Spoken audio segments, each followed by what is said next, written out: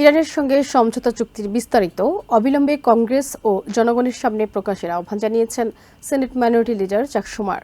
সোমবার সেনেট ফ্লোরে দেওয়া বক্তৃতায় তিনি বলেন, চুক্তির শর্ত প্রকাশ না করায় ট্রাম্প প্রশাসনের অবস্থান নিয়ে দেশের মানুষের মধ্যে নানা প্রশ্ন তৈরি হয়েছে। শুমারের অভিযোগ, প্রেসিডেন্ট ট্রাম্পের শুরু করা এই সংঘাত আমেরিকার কৌশলগত অবস্থানকে আরও দুর্বল করেছে। তবে ভাইস প্রেসিডেন্ট জেডি ভেন্স দাবি করেছেন, ইরানের সঙ্গে চুক্তি জনগণ ও জাতীয় স্বার্থের জন্য ইতিবাচক ফল বয়ে আনবে। সোমবার সেনেট ফ্লোরে দেয়া বক্তব্যে সেনেট মাইনরিটি লিডার চাক শুমার বলেন, 100 দিনেরও বেশি সময় ধরে তিনি ইরানের প্রেসিডেন্ট ট্রাম্পের বেপরোয়া ও বিপজ্জনক যুদ্ধের নিন্দা জানিয়ে এটি বন্ধের দাবি করে যাচ্ছেন। ইরানের সাথে ট্রাম্প একটি চুক্তির ঘোষণা দিলেও এখন পর্যন্ত এর বিস্তারিত প্রকাশ না করায় সমালোচনা করেন তিনি বলেন, ট্রাম্প প্রশাসন বহুবার যুদ্ধ শেষ হওয়ার কথা বললেও প্রতিবারই হতাশ করেছে। চুক্তিতে ঠিক কী আছে তা দেশের জনগণের জানা জরুরি বলে মন্তব্য করেন শুমার।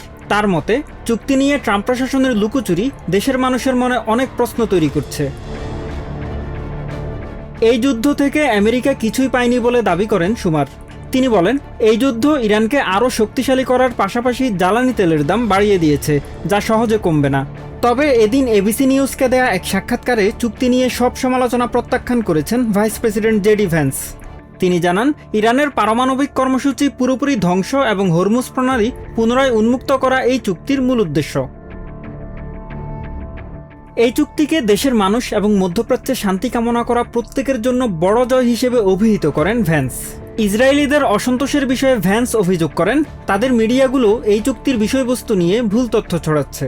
প্রকৃত সত্য জানার পর তারা এটিকে স্বাগত জানাবে বলেও আশা প্রকাশ করেন জেডি ভ্যান্স।